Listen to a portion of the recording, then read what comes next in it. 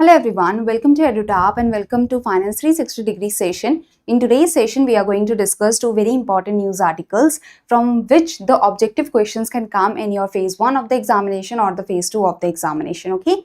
So the first news article is regarding the foreign liabilities of mutual funds. So for the 2024-25, the data has been released by the Reserve Bank of India in regards to the foreign liabilities and the foreign assets for the mutual funds and such. So which country has invested or the residents of which country has invested the most in the mutual funds and such. So all of this we are going to discuss in today's session, that in the Indian mutual funds where the mutual funds are investing, as well as which countries are majorly investing in the Indian mutual funds. So this is what we are going to discuss in today's session. The highlights have been provided by the Reserve Bank of India.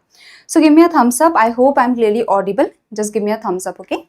Now, the next news article is regarding the Union Minister of Communications, that is the Minister of Communications, has said that there is a new digital era of postal services that are coming. So, there is the rollout of IT 2.0. So, basically, this news article is in the PIB and some important facts have been given here, that which entity has developed and designed this IT 2.0 for the postal services and such. So all of this we are going to discuss in today's session, and as I have told you that these news articles, they are important from the objective point of view from the examination, okay? So let's get started with the news articles. So before starting with the news articles, do subscribe to the YouTube channel of EduTap so that you continue getting the relevant videos, and do join our Telegram channel where you will get the PDF of the session, and the link for the Telegram channel is provided in the description box below. So starting with the first news article, basically the RBI in its press release has informed that the survey of foreign liabilities and assets of mutual funds have been released for the financial year 2024-25. So the Reserve Bank has released the results of the 2024-25 round of the survey of foreign liabilities and assets of the mutual funds. So mutual funds, basically mutual funds, they are the funds or they are the trust that are pooling in the money, that are collecting the money from the investors that invest in the mutual funds, and the mutual funds then further invest the money in the securities, okay? So this is the idea of the mutual fund. So many of the investors, they are investing the money in the mutual funds, and then the mutual funds collecting this money, invest the money in the different securities, shares, bonds, derivatives and such, okay? So that is the basic idea, usually the bonds and shares. Now, the company that is handling the mutual fund is known as asset management company, okay? So asset management company is the company that is handling the mutual fund. Now the mutual fund has certain liabilities and assets. So what are the liabilities and what are the assets for the mutual fund? So basically the mutual fund is getting the money from the investors. So this money the mutual fund has to return. So this is the liability of the mutual fund. So the investment that the mutual fund is getting is the liability of the mutual fund, okay? And the mutual fund is investing the money in the securities. So the securities in which the mutual fund has invested, this is the asset for the mutual fund and for the investors, okay? So this is the asset.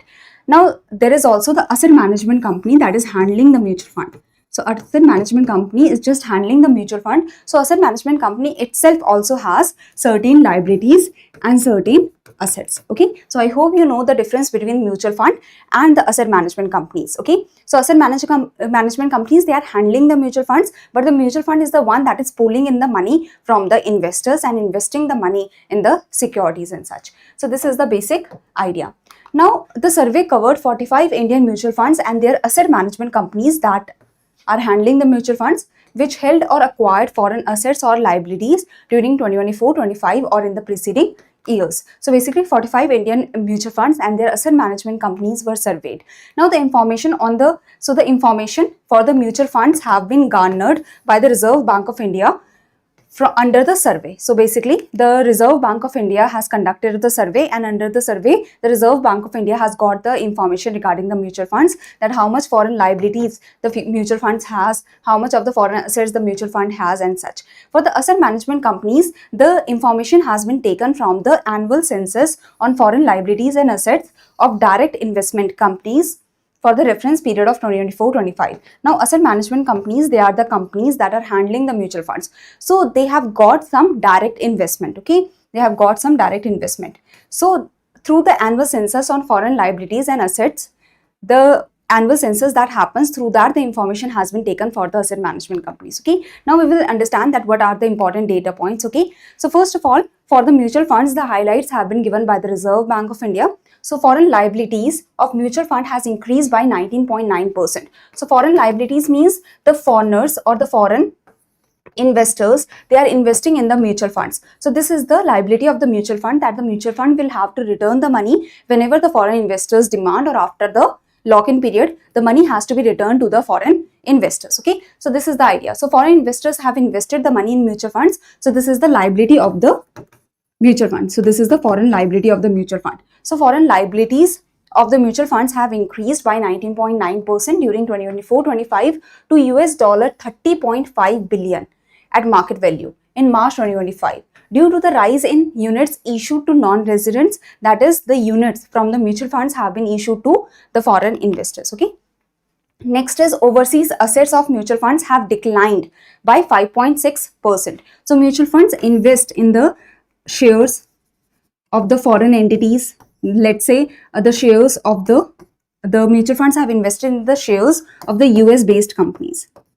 Okay, and such. So basically mutual funds invest in the securities of different countries. So overseas assets of the mutual funds have declined by 5.6% and stood at US dollar 8.3 billion in March 2025 due to lower holdings of foreign equity securities. So basically the mutual funds have decreased their investment in the other countries in the equity securities of other countries. So this is the basic idea. So foreign liabilities have increased.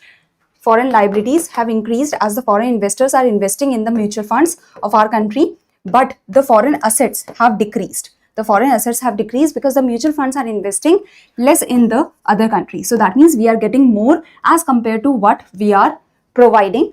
So foreign liabilities minus the foreign asset is the net foreign liability. It is the net foreign liability. So as a result, the net foreign liabilities of mutual funds increased to US dollar 22.2 billion because the foreign liabilities is around 30.5 billion. The foreign assets, the overseas assets stood at US dollar 8.3 billion in March 2025.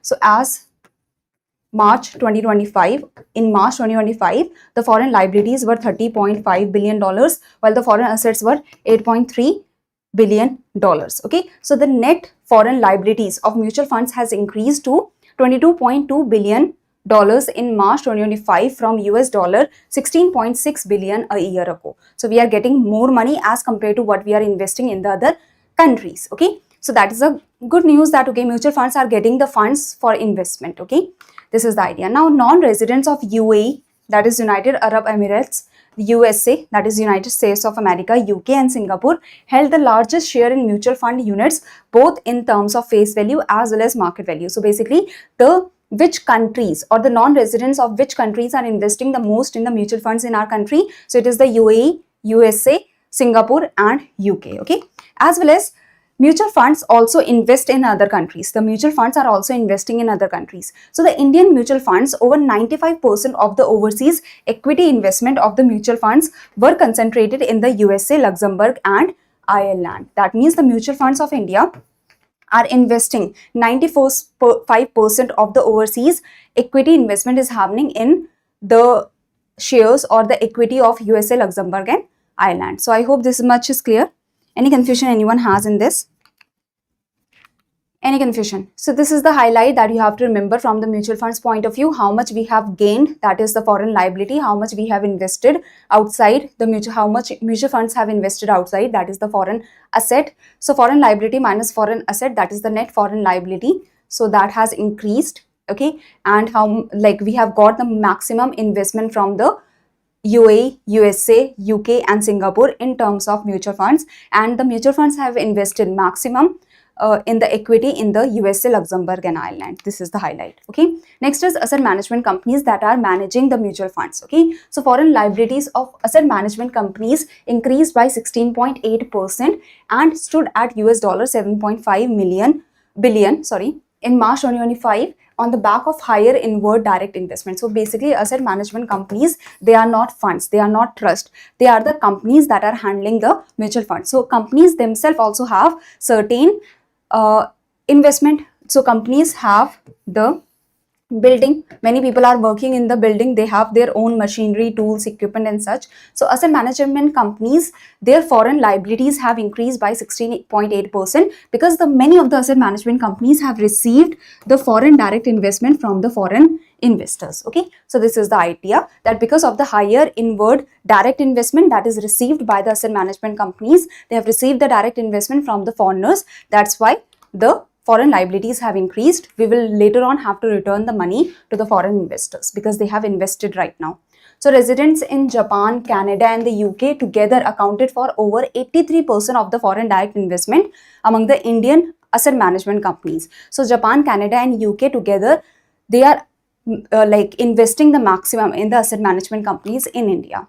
The overseas assets of asset management companies, now the asset management companies from its own funds, the asset management companies, they also have overseas asset. Okay, they also has overseas asset. So overseas assets of asset management companies increased marginally from their previous year's level and were largely concentrated in Guernsey, Singapore and Mauritius. Okay, so asset management companies have also invested in the other countries from their own funds. So they have maximum invested in Guernsey, Singapore and Mauritius. So this is the idea, or this is the data point that you have to remember. Now moving ahead with the next news article. Any confusion, anyone? So the next news article is regarding the rollout of IT 2.0 advanced postal technology. So Department of Post has successfully rolled out IT 2.0, that is advanced postal technology. This landmark digital upgrade marks a transformative step in the department's modernization. So basically the IT 2.0 basically means that there is a better IT infrastructure that is developed for the departments of post. Okay, so there is the modernization that is happening of the post offices, aligning with the government of India's vision of digital India and make in India. So basically IT modernization, the project 1.0 started in like before 2018. The project 1.0 started. It was around 2016-2018 that this project was started and this project was going on, and the newly now the project 2.0 has been started, or the IT 2.0 has been started, and it has culminated, we can say it has ended, because the advanced postal technology has been developed. Okay, so building on this success of IT modernization, project 1.0 that was working from 2014 and it was developed in the period of 2014 to 2018. Now the newly launched advanced postal technology platform, this is under the IT 2.0. So under the IT 2.0, there is the advanced postal technology that has been developed. This has introduced a microservices based application. So we are going to discuss that what is the microservices based application. But basically this advanced postal technology, it is designed and developed indigenously, that is in India only, by the Center for Excellence in Postal Technology. The application is hosted on the Government of India's Meghraj 2.0 cloud platform and supported by BSNL's in nationwide connectivity. So this is very important. All these 3 points are important. It is developed and designed by CEPT. It is right now working, or it is able to be hosted on the Government of India's Meghraj 2.0 cloud platform. So that means the APT is able to extend further through the cloud platform, as well as it is supported by BSNL's nationwide connectivity. Now let's understand about the microservices and the other features of APT. So the key features of APT include microservices. Basically what happens that when a technology is being developed, so that technology is being developed on the monolithic structure or architecture. Okay, monolithic architecture means that the whole system has a single architecture, has a single structure, or has a complete structure. Now when there is a complete unit, or when there is a complete structure that is monolithic, so any problem that is coming in any part of this structure, the whole structure faces the problem, or the whole structure breaks down. But in the microservices application, or in the microservices architecture, what happened that the architecture or the structure is being developed in the micro units, so that if there is a problem that is coming in this particular unit, the problem will not transmigrate to the other units, and the problem will be stuck in this unit will shut down, and the team has to work on upgrading this system, or has to work on resolving the problem, but at least the problem will not transmigrate to the other units. So that is the microservices application basically. Rather than building the APT in the monolithic architecture, where a single architecture is being developed, and if a problem comes, that will affect the whole of the architecture. If an update comes, then also that will be for the whole of the architecture. Again and again, new or the different parts has not to be updated and such.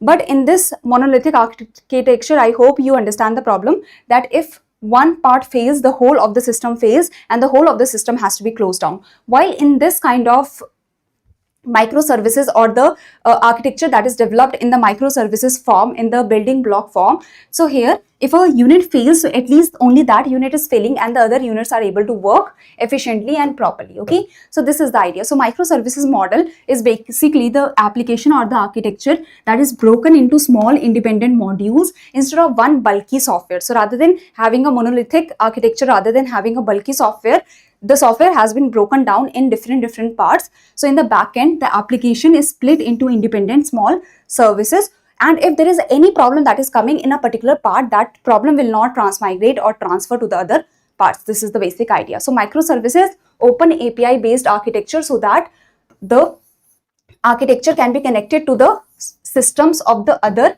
Government of India organizations and such. Okay, so open API based architecture is there, so that easily the system of the postal services, or the system that is developed for the Department of Post, that system can be easily used by the other government offices also, and can be connected to the other government offices also. Okay, so that is the open API based architecture. Single and unified user interface. Now as a user, we will not see different parts, we will see a single user interface. So for the users, that is front end is a single unified user interface, but in the back end there are small parts that is developed. Okay, so this is the idea. Cloud ready deployment. So the APT, as I've told you, that this APT, that is advanced postal technology, it is cloud ready. It is available on the cloud platform also, so that it can further expand. Okay, end-to-end digital solution from booking to delivery. So through this APT, through this advanced postal technology, this end-to-end digital solution will be provided, where you can book for the postal services, as well as you can pay through the QR payments, as well as you can also see the delivery. So next generation functionality is provided in this APT: QR code payments, OTP based delivery, etc. Open network system ensuring reliable connectivity even in the rural areas, as well as there is the 10-digit alphanumeric digipin that is also there. Okay, so digipin is basically digital postal index number. Okay, that is providing the geo based destination. Okay, so it is basically providing the geo coded addressing system. Okay, so the digipin, it is the digital postal index number that is used, that is a structured way of providing the geo-coded addressing system. Okay, so the different areas, or the 4x4 matrix is being created in India, where the different areas have been given different digipin. So the digipin is the 10-digit alphanumeric code that is providing the geo-coded addressing system. Okay, so that the address can be identified very clearly, because you must have seen that with the same name there are different places with the same name. So at least this 10-digit alphanumeric digipin, it will be able to tell that, okay, this name and this particular area we are talking about. Okay, so enhance the delivery accuracy, so that in the correct address the delivery reaches to. So that is, the digipin is created for the geo-coded addressing system, so that or in the correct area or in the correct address the material can reach to, or the product can reach to. Improve reporting and analytics, so that is also happening through the APT. So this is the idea. Now the rollout was executed in a phased and structured manner after a successful pilot that happened through the Karnataka Postal Circle. After that, the APT learnings were incorporated to refine the system and strategy for the APT, as well as a carefully staggered nationwide rollout has happened, and slowly by 4th August 2025 there was the rollout that happened of the APT to the different post offices and such. Okay, so this is the idea. Now the last few points are that the recognizing that the success of the technology transformation depends on its employees. It has been said that we are training 4.6 lakh employees, or we have trained over 4.6 lakh employees on this new advanced postal technology. So the principle that is used is train, retrain and refresh, so that the employees can be trained on the new technology. Next is the system has already demonstrated its resilience and scalability, successfully handling over 32 lakh bookings and 37 lakh deliveries in a single day through the APT. Okay. With the completion of IT 2.0, India Post reforms its position as a modern technology-driven service provider. So the India Postal Services or the Department of Post is also trying to go with the Digital India target. That is the idea. So now this is the first question. I hope you will be easily able to answer this question. So basically it is directly data based, and in the newspapers also this data was discussed a lot. Okay. Now this is the second news article. Read the question very carefully and try to answer the question. Okay. Now coming to the last question. So this is the third question. Basically you have to tell that which of the following has designed and developed the APT. So this is the idea. Now these are the different series that are going on. So for the government schemes, there is the schemes session that happen on Monday, Wednesday and Friday 10:30 a.m. Then there is the finance 360-degree session that you are seeing that happens on Tuesday, Thursday and Saturday at 10 a.m. Then there is perspective 360-degree session for your answer writing that happens on Monday, Wednesday and Friday at 5 p.m. And then you have the current affairs session that happens on Tuesday, Thursday and Saturday 5 p.m. Okay. So I hope you are able to get the benefit of the different series for the different things, like for the schemes that you have to study answer writing practice, you have to do finance current affairs and the RBI notification, RBI press releases you can understand through the finance 360, and for the current affairs you have the CT 360. Okay. So this is it for today. I hope everything is clear, and do tell me in the comment section below the answers for the homework question.